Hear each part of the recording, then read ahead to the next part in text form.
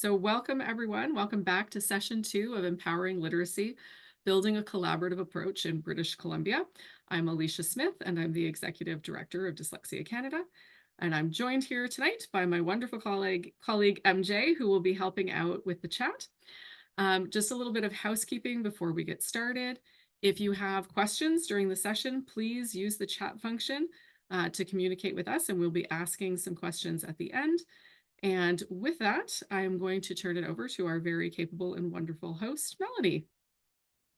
Hello, everyone. It is so nice to see all these names. I still see a lot of Sandra McGills. So if you missed that note, you can click on the 3 little dots in the corner of your little where your name is, and you click on that and you can change your name.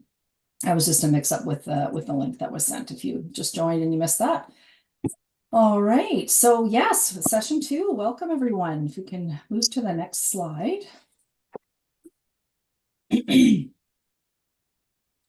All right, and I apologize in advance for my constant throat clearing. I came down with a bug yesterday, and if my voice gives out or if I fade to black, it's because I'm coughing, and Alicia knows that she's on standby. So hopefully that won't happen. I've got my water, I've got my hulls, and hopefully it'll all go well. And I want to acknowledge that I am joining you from the traditional and unceded and ancestral territories of the Secwepemc peoples here in Williams Lake, British Columbia. And on to our next slide. So our agenda is very similar to the first session. We have a little bit of an About Us section. If it's the first time that you're joining us, we're just going to do a quick recap of that each time. And the purpose and the goals of the workshop series is next, followed by some knowledge building. And tonight our focus is structured literacy. Then we will have a little breakout discussion room activity for all of you to do for about 20 minutes.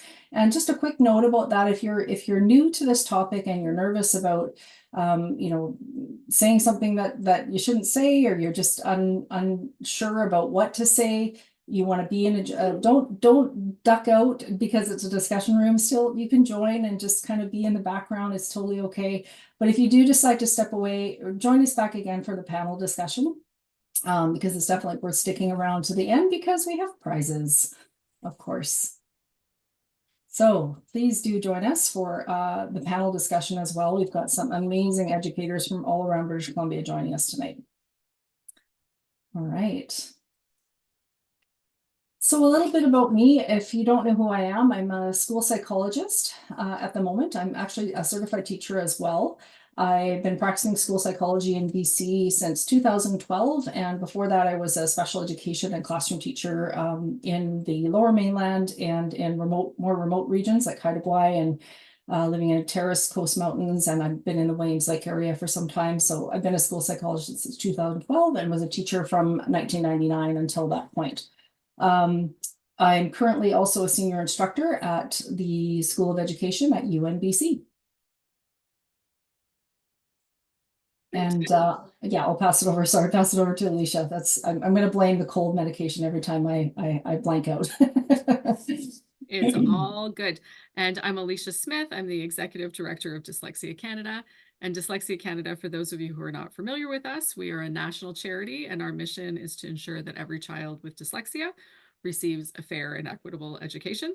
And of course, a big part of that is ensuring that every child, dyslexic or not, receives effective early literacy instruction, that we have universal screening to identify children who are at risk for dyslexia or other causes of reading difficulties, and to make sure that within the public education system, we are using effective approaches to intervention to ensure that every child can get off to a good start with reading. And all of those things really come down to teacher training, and that's why we're so excited to support this series and lots of other professional development for teachers nationally. So thank you for coming out and joining us, and thank you, Melanie, for hosting.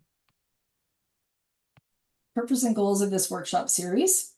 To connect educators interested in improving equity in literacy outcomes across BC. And of course, if we improve literacy outcomes, we improve equity across education and society as well. So we're making a direct link between literacy and equity, but it's very far-reaching.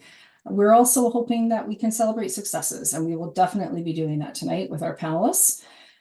We want to identify common challenges and share strategies for overcoming barriers. So these kinds of things just come up organically as we're talking as educators. And if we keep a problem solving model and that focus, there's not a lot that we can't overcome. We just have to work together. And then, of course, we want to empower educators in BC to lead change within their sphere of influence. And what that influence is, what that sphere is, depends on our roles. And we are all varied in where we are. So we'll have lots of conversations about that as well. And last but not least, we want to be able to help Dyslexia Canada understand the needs of BC educators to help inform their advocacy, and we can continue our ongoing relationship with them. So what do we know so far? We like to start out with some good news. We had a big jump in people register for these workshops. It went up to over 520. So that is really exciting. The word got out and there's been lots of views of the first recording already, which is very exciting. And we have, out of 60 school districts across British Columbia, we've got 47 represented in the survey results, which is pretty amazing. We've got really good representation from all around the province. Hopefully we can move that up, and we should, I'd be curious to see of what the demographics are of the districts for people who are attending the sessions. Maybe we can look at that for next time. All right, so what aspects of structured literacy have you implemented in your classrooms? This is one of the things that we're looking at from the survey. And you can see here that there's a whole range going on. So systematic explicit instruction of decoding and spelling, letter formation, and then we've got vocabulary lessons, syntax and systematic syntax instruction. So learning about sentences and how they go together, fluency instruction and routines, and then last but not least, text level writing and comprehension skills. So you can see that, to me, this is really reflective of the knowledge base that's growing in British Columbia's educators. As teachers' knowledge is growing, you're starting to see an increase in the areas where we have better quality resources and materials that are available for teachers. And there's been more professional development, probably around the decoding and spelling aspects, but we're getting more and more great tools. Here in British Columbia, there's a fantastic writing, printing curriculum, Printing Like a Pro, that was developed right here in Vancouver by occupational therapists. And it's pretty amazing. And I think that printing instruction, it just goes to show you that having really good materials that are aligned with the evidence, that are teacher user friendly, it makes our jobs easier in the long run to do these aligned practices. So even though we've got, some ups and downs in here, to me, it's a reflection of that knowledge base that's growing. So I'm excited when I see this slide.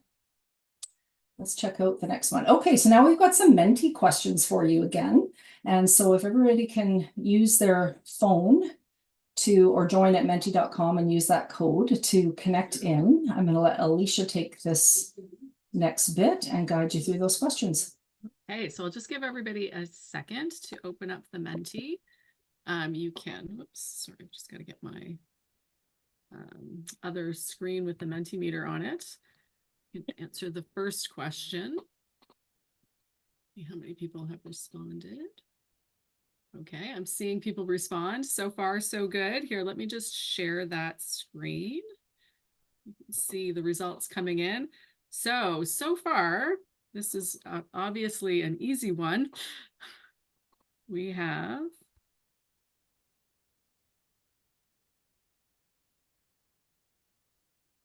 there we go. It's coming in.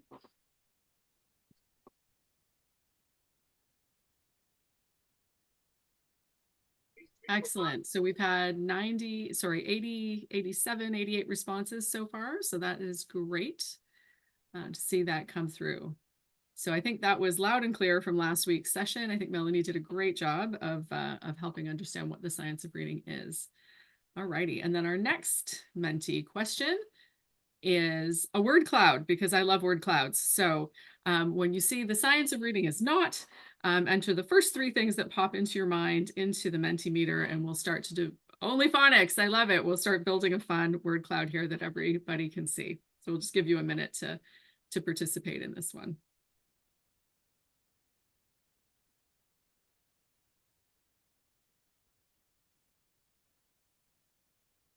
Love this.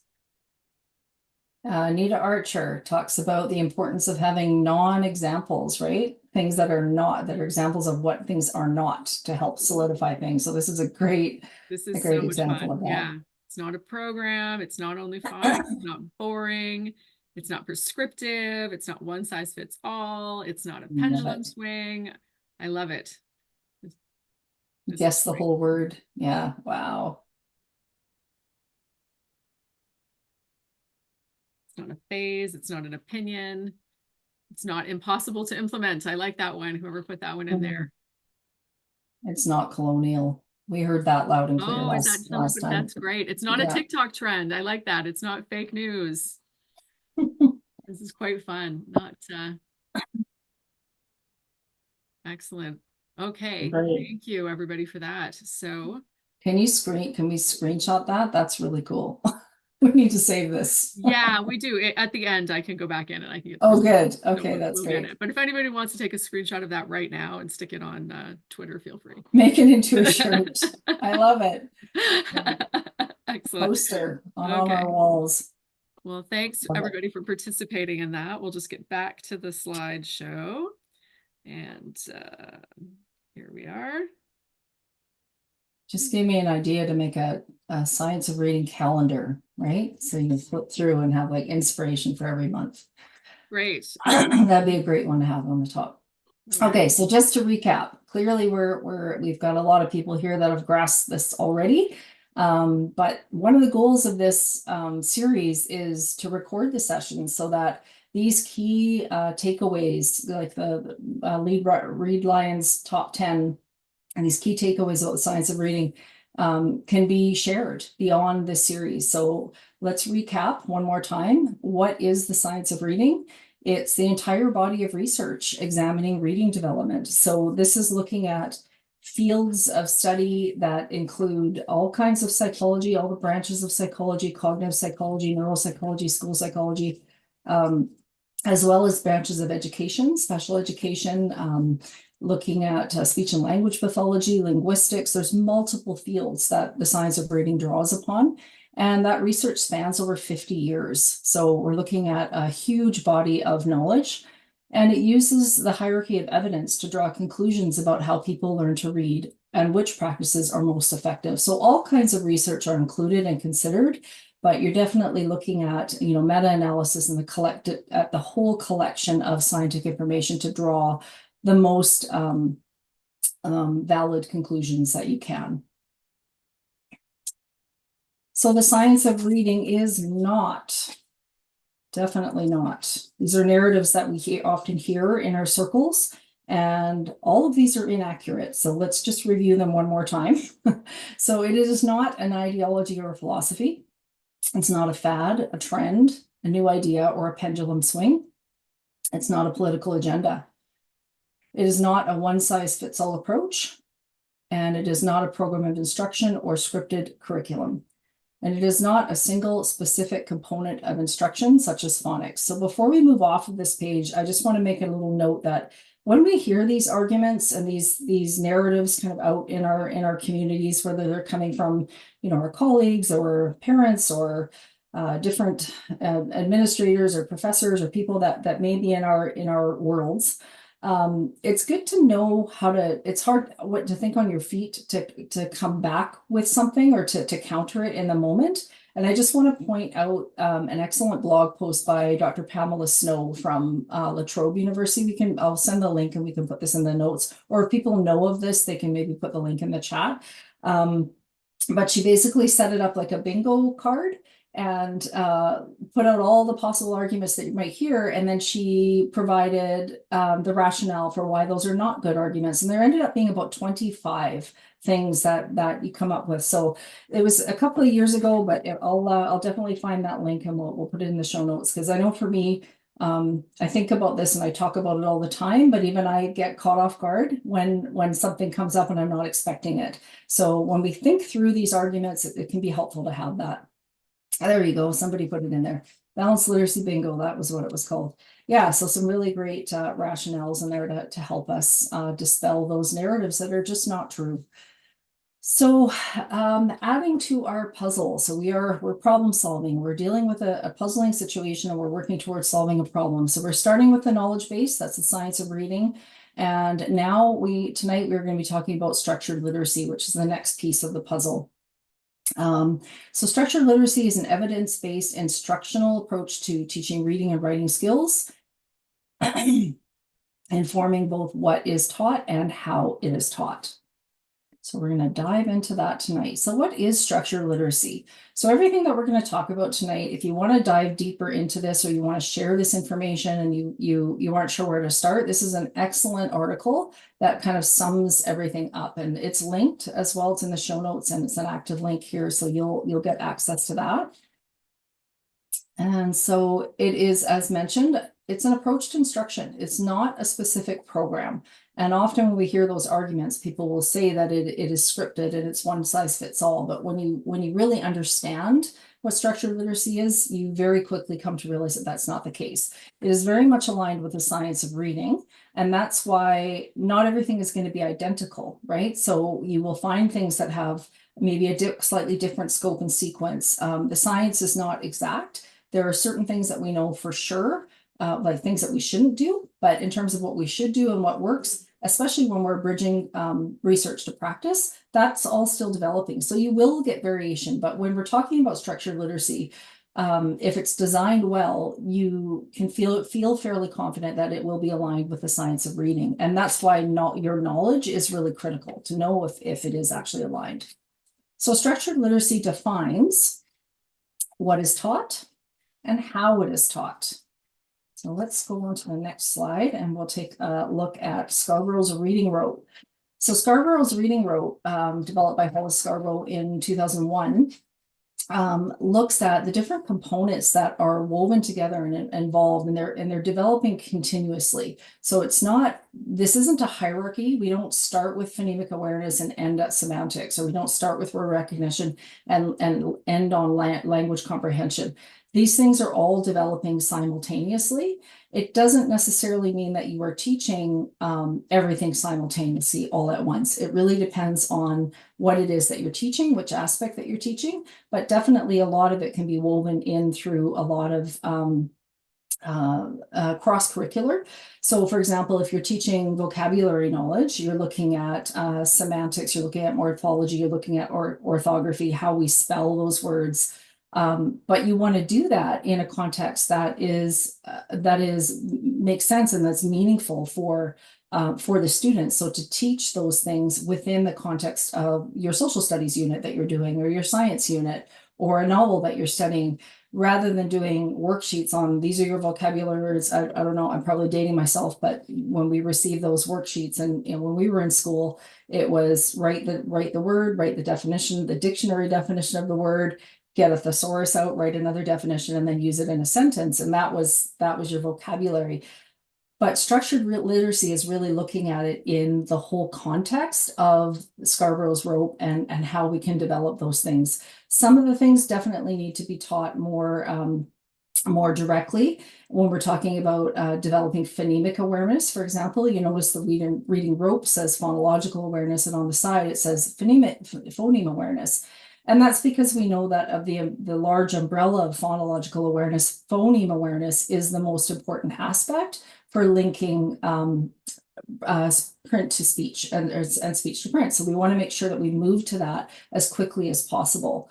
So having this kind of knowledge in your repertoire as a teacher really helps you to be able to know what to focus on when you're teaching, and the scope and sequence. So when we talk about a scope and sequence, it doesn't mean that you're moving from A to Z through all of these things in a particular order, but you will have a scope and sequence in the general idea of moving from less complex to more complex. And that's across everything. We aren't going to start with really complex concepts without providing that foundational knowledge first. So language is taught at all levels. There is nothing in structured literacy that says that phonics is the most important thing and the only thing. You can see from this list that phonics is included, and definitely the way that we teach phonics and it being done with a clear scope and sequence really helps learning. And we want to focus on those things that are going to get the most kids to the most proficiency that they can get as quickly as possible. So that's what structured literacy is all about. And we'll probably revisit some of these things as we go along, but let's move on to the next slide for now. Okay, so how is it taught? It is very explicit. And so when we talk about explicit instruction, some people have the narrative out there that that means somehow teacher directed, which means the teacher standing at the front and lecturing, and the kids are sitting in rows all the time.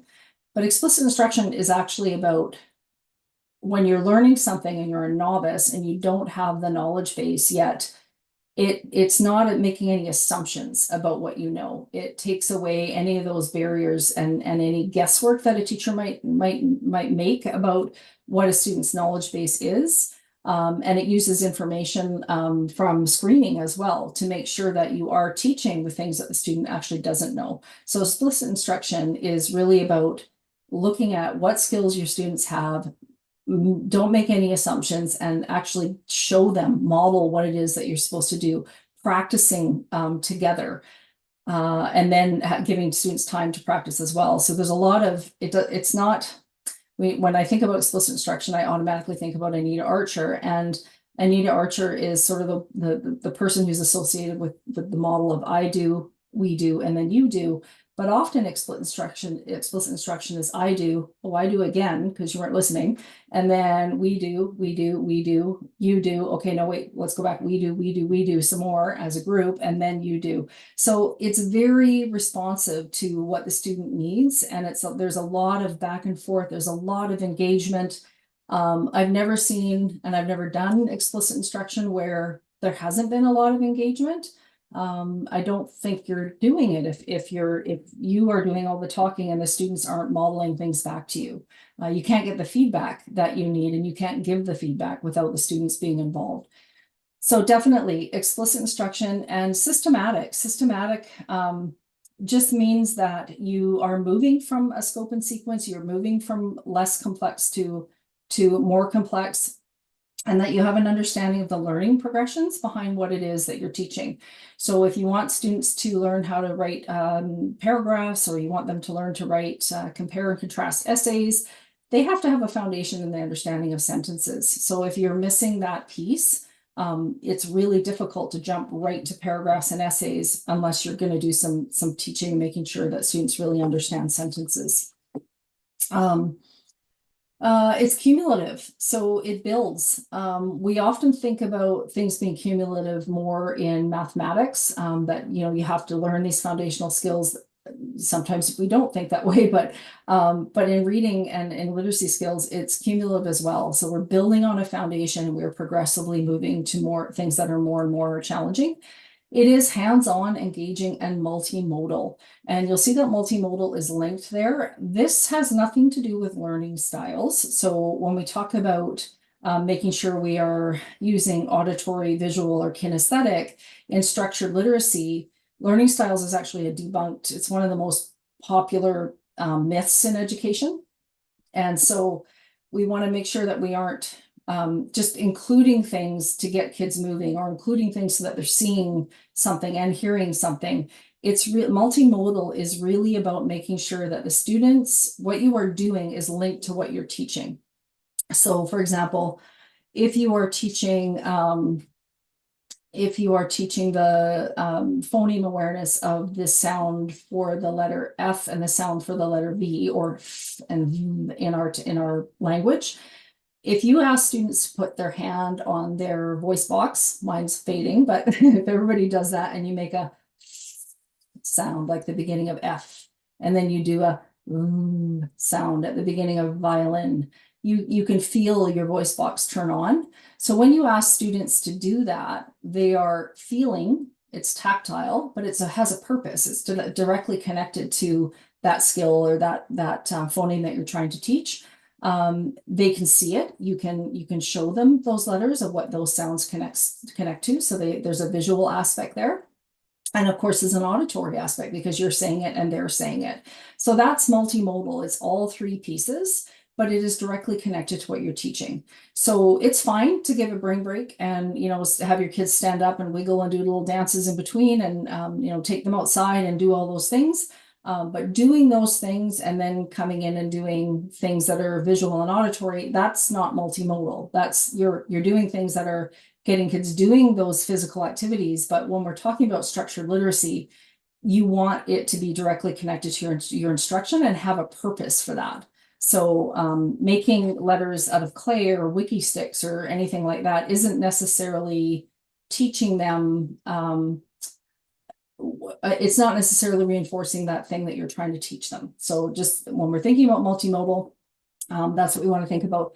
That link, that hyperlink that's there is linked to a short little video that explains this in much more clarity than I just did, and it's fantastic. So we put a little link in there, so if you want to learn more about that, you can. And then structured literacy provides corrective feedback. So kids are not left wondering if they are making progress or if they got something right. And the feedback is done in a way that is positive and affirming, right? So it's not being critical where if things are you're just pointing out what students are getting wrong. You are modeling what it is that's expected and then having them repeat it right away. So there's lots of back and forth. And it is diagnostic and prescriptive. And what that means is that it lets us know what exactly we need to work on and what we need to do about it. So let's move on to the next slide. So once again, structured literacy, just as there are misconceptions about the science of reading, there's also misconceptions or false narratives about structured literacy. And this has just been a brief overview, but we should be really grasping and making sure that it's really clear when we hear these statements that we work towards letting people know that that's not actually the case. So it's not a published program. It's not a one-size-fits-all approach. Highly differentiated. It's not a scripted approach that devalues teacher autonomy. This is one of the things that we hear a lot about, that if we move to structured literacy, if we move to a more science of reading, science-informed approach to literacy instruction in British Columbia, it's going to take away teachers' autonomy. I can tell you firsthand that if I had this knowledge when I was working with elementary students in particular, but students of any age, I would have felt like I had more autonomy. I felt like I was at a disadvantage because I didn't have all of this knowledge. I had pockets of it, pieces of it. But I didn't have all of this knowledge when I first started teaching, and that really affected my autonomy. There's a large body of research that has been often left out of teacher education, and that doesn't give us the choice to have that knowledge to build from and to teach from that knowledge base. So it's not scripted. It definitely values teacher autonomy. And it is not one specific approach or training course like Orton Gillingham.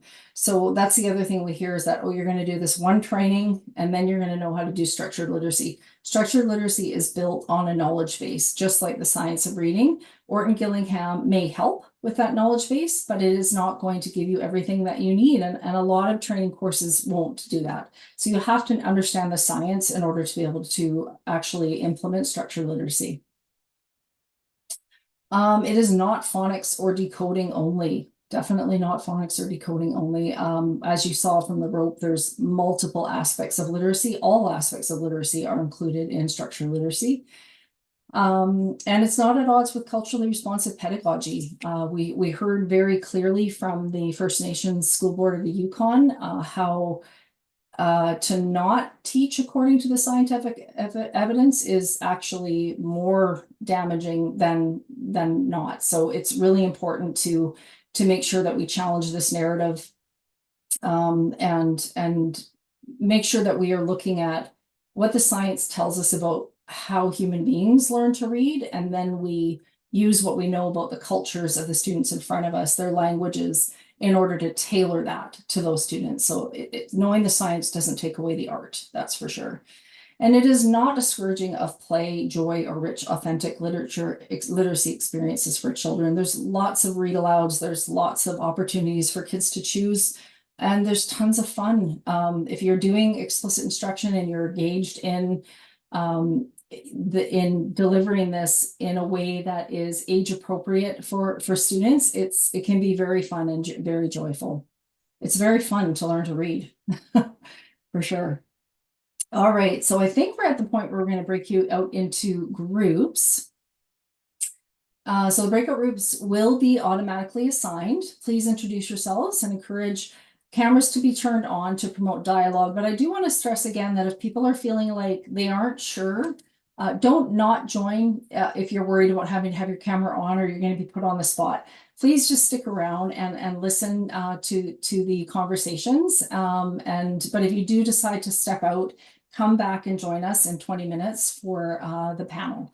Open the Google folder in the link chat, the link in the chat, you'll see that. And then once you get into that folder, you will see a Google Doc with your room number once you're placed into that. And we'll have 20 minutes for discussion and response. There's a little activity in there for you. Everyone is encouraged to record at least one response on the group doc. So one response per individual, if you can, if you feel like you can contribute, that would be great. So some of the norms for the groups, remember that everyone is on their own learning journey. Create an inviting space for all to learn and join in. Contribute to the conversation by speaking up. Take up space, but remember that others need space too.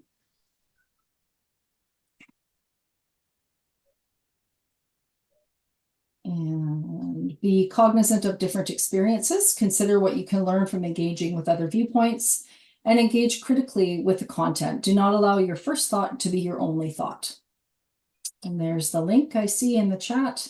And know that growing and learning means that you may shift your position, you may revisit assumptions and advance your thinking.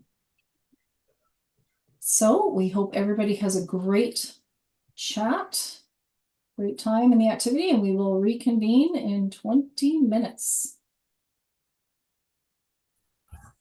All right, are we all back? Not enough time, Melanie. Not enough time. Oh, I know. But you know what? That keeps bringing people back, doesn't it? If you got to say everything you want to say, you'd be done, right? I guess.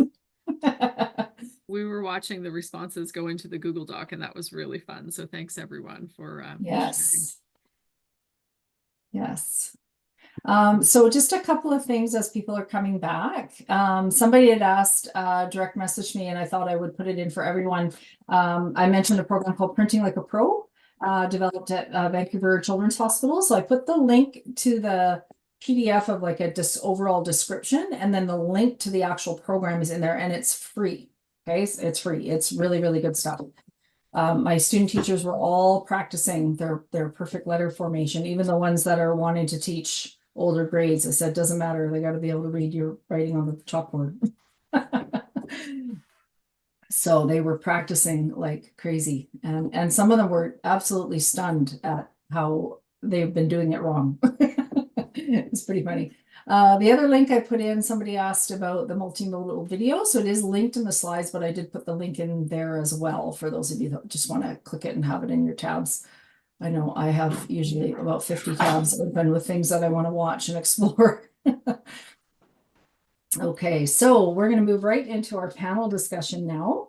I'm hoping all of our panelists are here. I know that one person was having some technical difficulties, so hopefully they've made it, but it is my great pleasure to welcome our panelists this evening. Okay, so we have Sangeeta Natha joining us from Burnaby.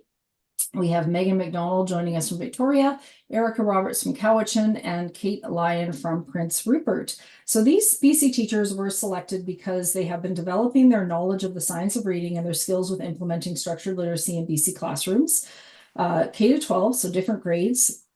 And because they represent the diversity, that we see in K to 12 schools around our province. We know that classrooms have some of our classrooms have higher EL populations than others. Some have more students of Indigenous heritage than others. Some may have more unique community challenges, such as access to basic amenities and services.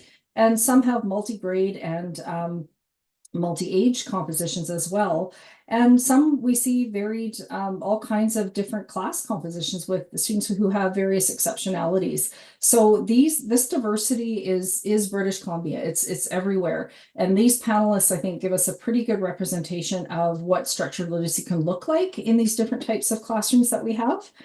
So in choosing this panel, we hope to show that while our realities are often different, we are all aiming to help our students achieve positive life outcomes and academic success.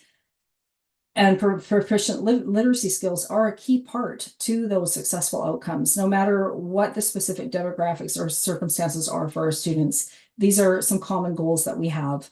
So without further delay, I would like to introduce our panelists. I was going to start with Sangeeta, but is Sangeeta here? I'm here, Mel. Yay! Oh, good.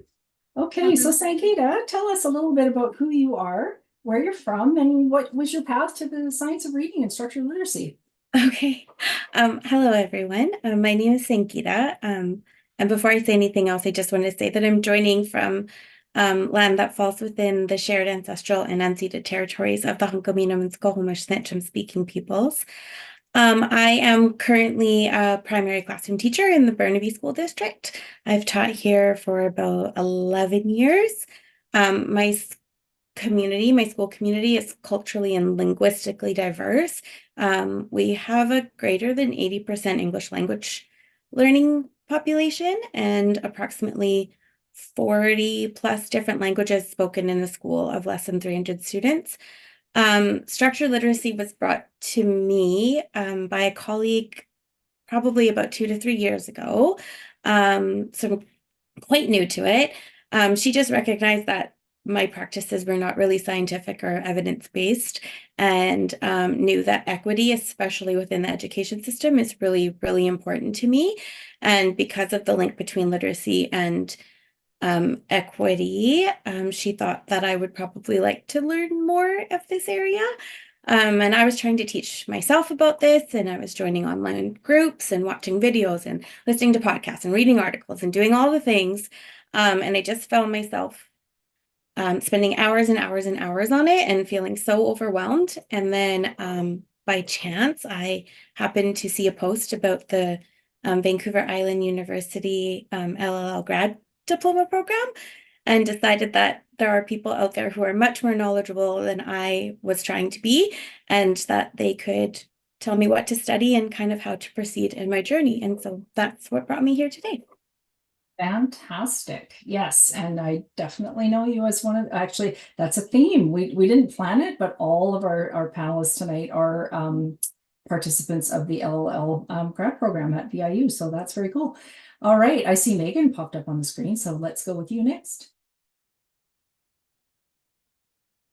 I wrote stuff down so I don't just babble or kick myself later that I forgot to say stuff. So yeah, I live on the Lekwungen speaking people's territory in a big Victoria here. Yeah, so first off, like, I'm not an expert. I'm also a student at VIU as well. But I kind of started structured literacy teaching in England for 4 years. I got to see the good, the bad, and well, just the bad and the ugly of universal standardized testing tied to school discreditation in a very multicultural and economically deprived city. But throughout that, I was really like, I was the vanity of youth and was like, well, I'm balanced literacy trained and we're so much more advanced.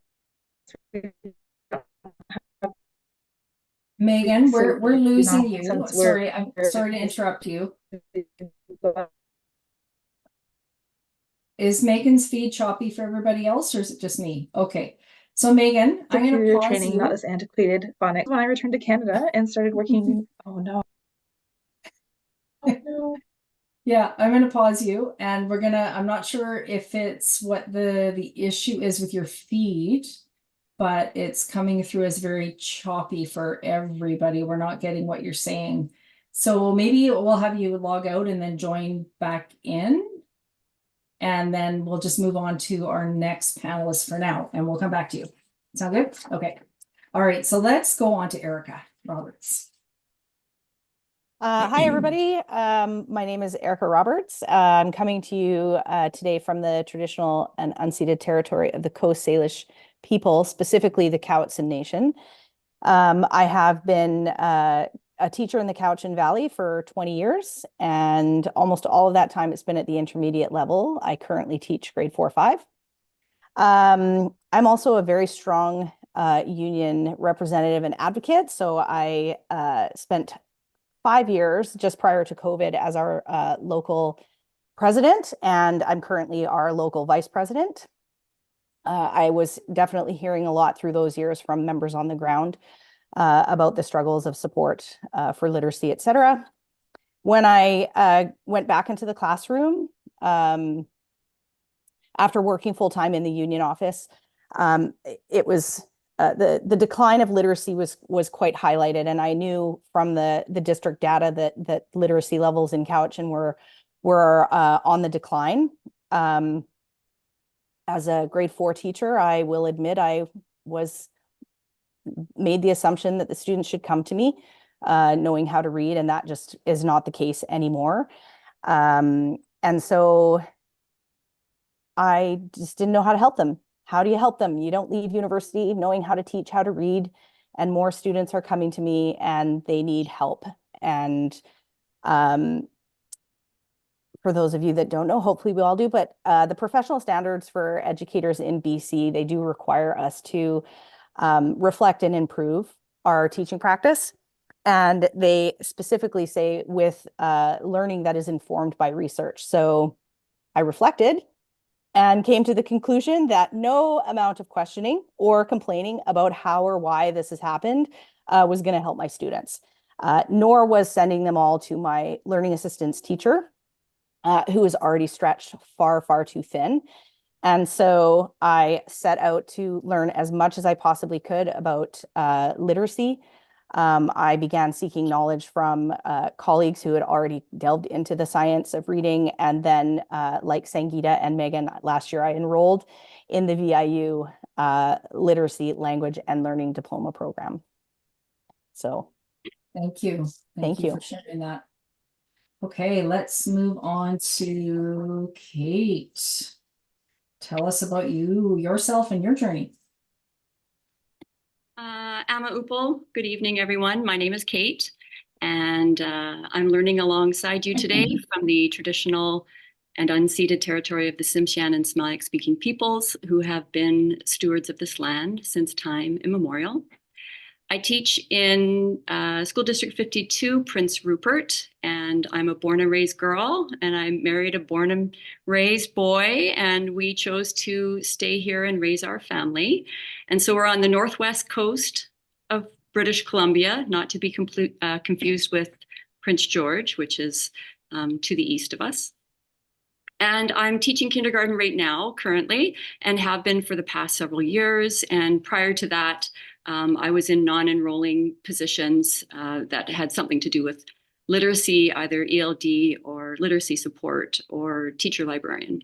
So I've been learning about the research that we know as the science of reading for about 7 years. So this started for me around 2017, obviously before COVID. And I, at that time, had just hopped back into a classroom setting and was teaching upper primary.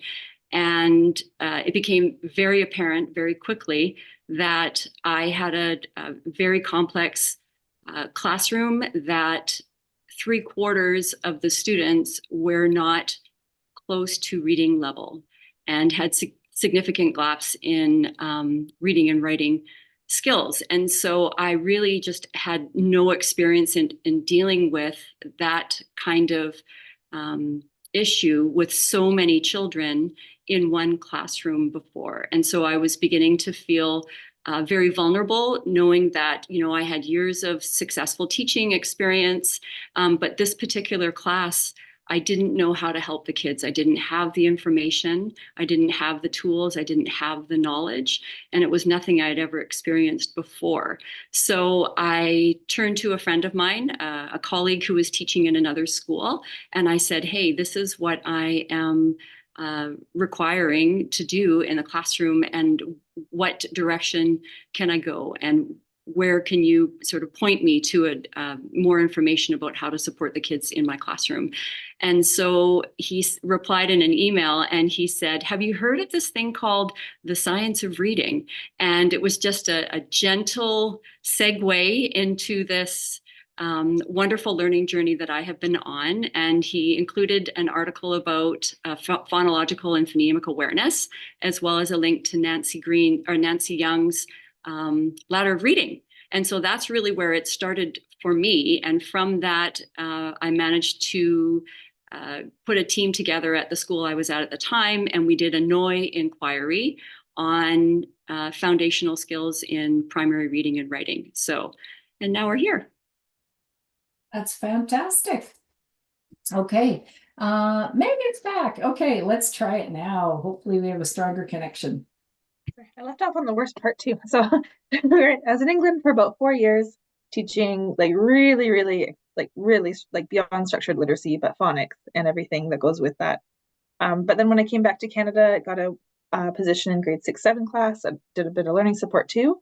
And I was really shocked that, yeah, in that middle school, like there's so many students that couldn't read yet.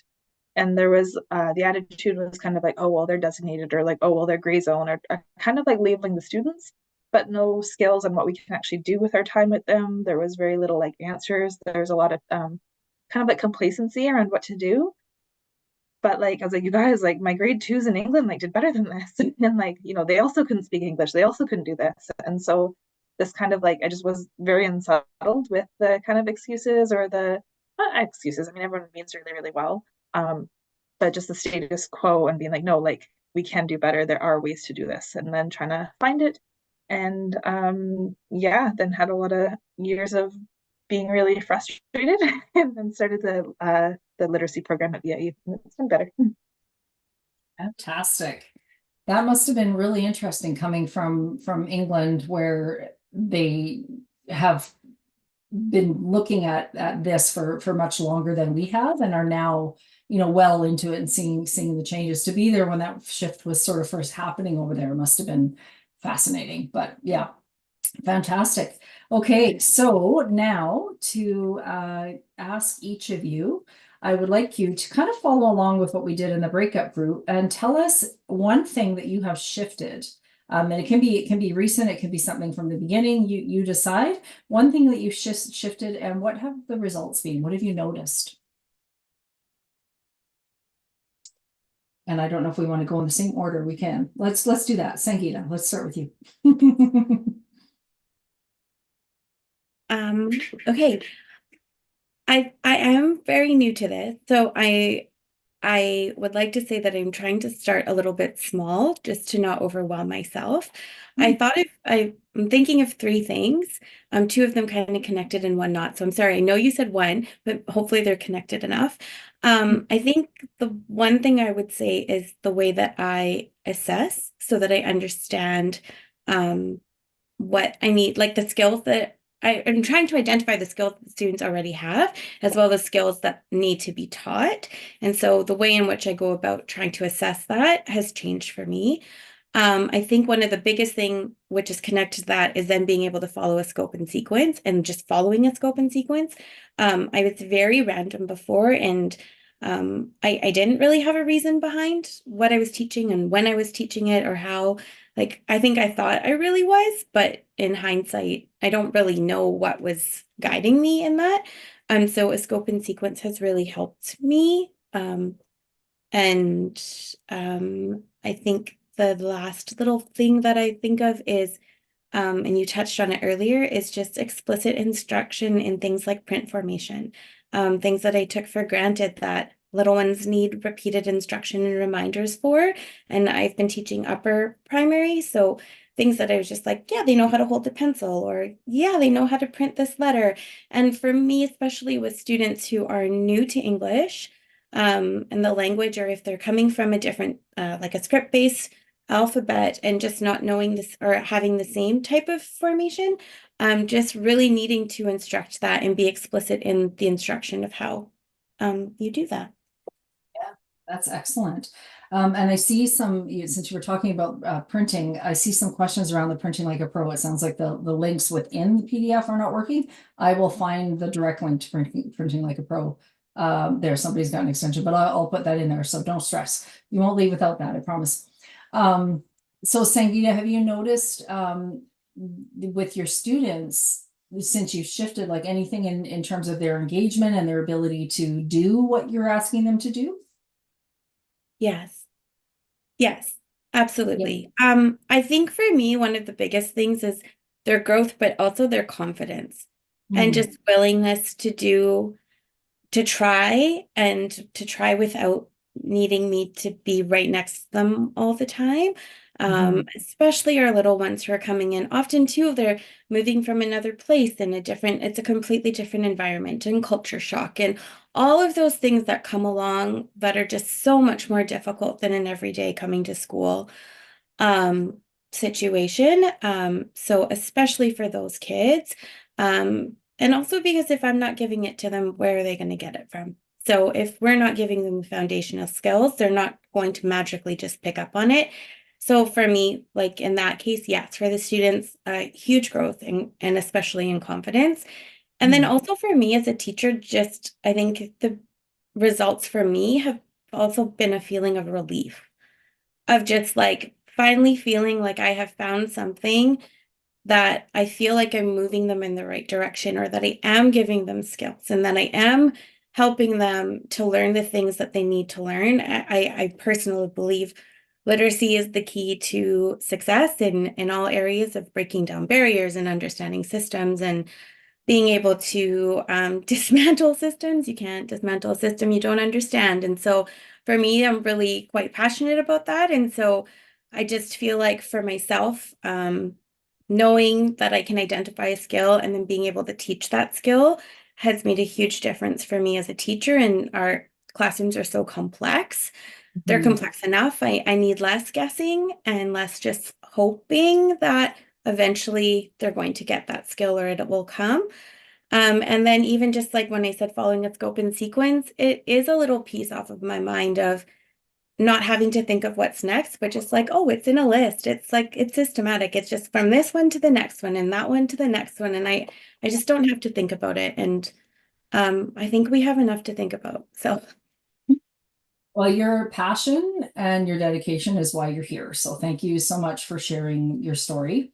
Thank you. Let's move over to Erica and tell us one thing that you've shifted and what the results you've noticed.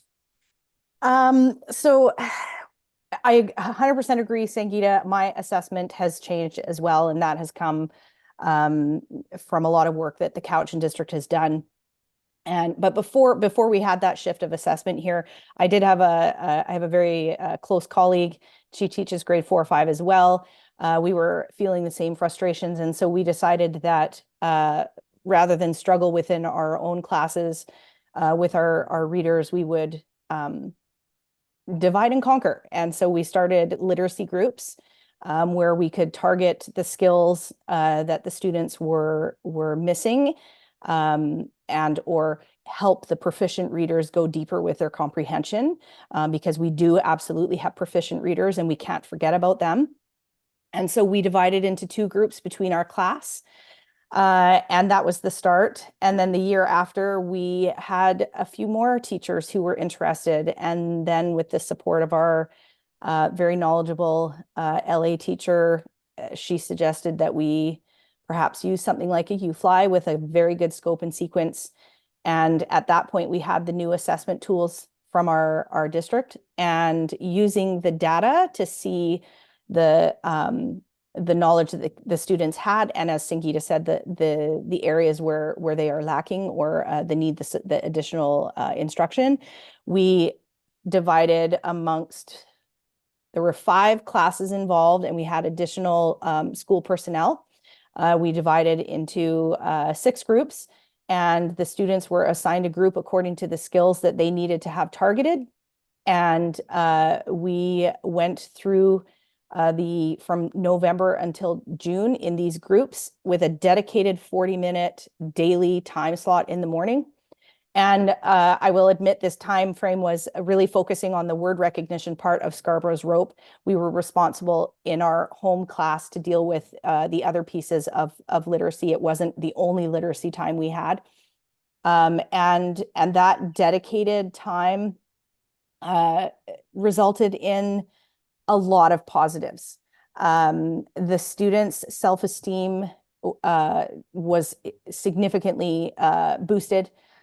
Behaviors decreased. So students who would struggle in a regular class, as hard as we try to differentiate, would still display behaviors. We're finally in a group that fit them at their level, where they could feel successful, safe, and comfortable to share and engage in the learning. And so that was, a really significant thing for us. For colleagues, doing our literacy groups allowed us to focus on something a little bit more, a smaller focus. We were assigned a group with specific skills, and that was what we needed to focus on instead of 6 or 7 different groups within our own class. It definitely eased the burden for us. And we really felt a sense of collegial support. We were all grade 3, 4, 5 teachers. Some of us had skills, some of us didn't in teaching, and we supported each other. We talked a lot, and we assessed and progress monitored like crazy so that we could see the data at the end. And the data at the end began to show significant growth for those students. And this year, we have more teachers and classes involved, and next year our entire school will be working with literacy groups to support the learners. And it's a learning curve for sure, but it's worth it. The data shows that it's worth it. So that's so powerful. There's so many takeaways that I could talk about from what you said, but really what I'm hearing overall is not just the structured literacy and the knowledge of the science of reading, but it's the application of it through MTSS, right? So understanding that there's a systemic level to this, and it's not like you suddenly got an influx of a whole bunch more staff, right? nope. You just Nope. reallocated the adults in your building to align with what the students needed when they need it. And so the groups change. Once the student is in one group, if they're making progress, they don't stay in that group for the rest of the year. They move out when they're ready. And that's everything that you're saying is backing up the slide that what the science of reading is not. It is not scripted. It is differentiated. It is all these things. And the 40 minutes of time dedicated to that lower part of the Scarborough's rope, the reading word recognition, that I think that because often there is an emphasis on that in the early foundational skills, that's where this structured literacy gets this, or the science of reading gets this reputation that it's about phonics only. There's just a very clear recognition that if you are missing that piece, you can't progress. Like something times something, or nothing times something is nothing, right? So when we look at the simple view of reading, if you are really struggling on the reading decoding side, yes, that you need the language comprehension, all of that is still building, but you've got to have those foundational skills in the word reading, whether you're in grade 2 or grade 12 or beyond high school. So thank you for sharing that. That was You're welcome. wonderful. All right, Kate, tell us what you have, one thing that you have shifted, and what have you noticed? It's hard to keep it to a minimum because I'm also wanting to sort of comment and tag on to what Sangeeta and Erica have already said. But being in kindergarten, I think the biggest impact for me has been to ensure that all learners have that solid foundation in knowing and understanding the alphabetic code. And so when we talk about the alphabetic code, it's not just the 26 letters of the alphabet, which I didn't know. I didn't understand that. So I had to learn about that on my own time. And so the alphabetic code, as many of you know, is the 44 sounds that we use that make up the English language. And so for kids in kindergarten, It's not just about learning how to make the sound with their mouth and how to articulate those sounds, but it's also about the letter sound correspondence. And then, of course, as we progress, it's about being able to manipulate those sounds to make words, and then how to spell those words, and then how we would, depending on which sound, sometimes there's multiple ways to spell one sound. So that was a lot of learning for me. And once I had that learning, the next task was, how do I use that knowledge and how do I use the research to then, implement it in my instructional practice? So the NOI inquiry that our team did at my previous school was really powerful. And Erica, you touched on that about having collegial support and learning together and learning from each other and talking about different attempts and the successes that we had.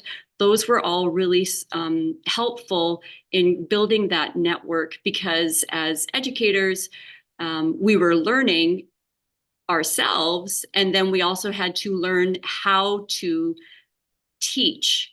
And on top of that, create and design those lessons and materials. So it was a lot of really hard work, but it was amazing work because, as Erica said, we could see the results in the data, which showed high yields for student success in a very short amount of time. So teaching the code, so teaching daily, explicitly and systematically, and that cumulative review. So every day, we would review our code instruction. We had a really solid routine in the morning. It wasn't a long routine. It's kindergarten. They're 4 and 5 coming in. So we have to keep that in mind. But it was about providing those skills to move them forward in that scope and sequence. And I have to say, it was a gift, I think, for me to witness and to experience the pride in students when they cracked the code and when they could see themselves as readers and lifting those words off the page, and the pride that they had. So I think that's pretty powerful. So from there, it really got me thinking about literacy as a social justice issue and what that equity piece looks like, and how we have to address equity, and how we need to, have conversations and create conversations about equity. So learning how to read can be very effortful for kids, and that is something that kids can do. And I think that's really important to know that with practice, with lots of practice and with lots of repetition, we can give those skills to kids and ensure that we are working toward equity.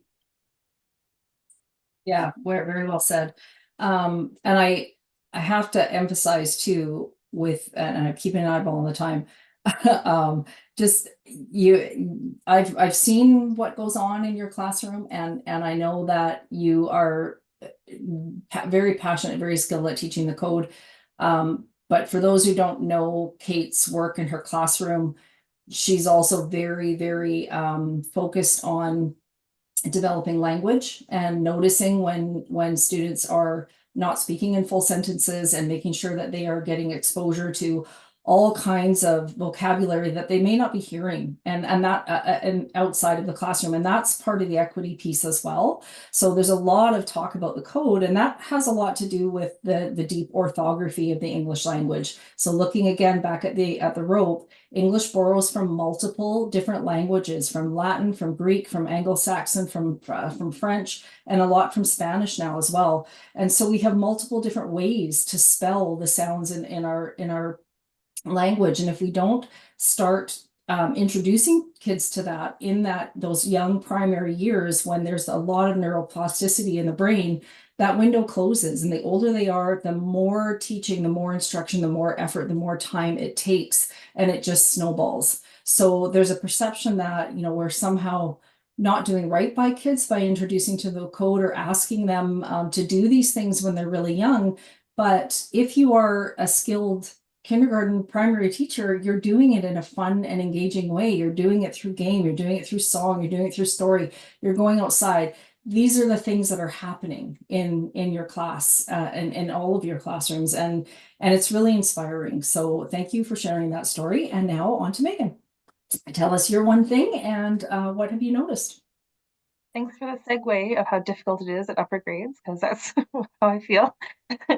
But also that idea came up in our small group that that embracing the difficulty of learning to read has resulted in different attitudes towards reading and embracing like the more perseverance and things. Whereas when you teach reading as a guessing game, it's just so much more frustrating and easy to give up. But when teaching strategies builds more perseverance, which is what I like to see at my age.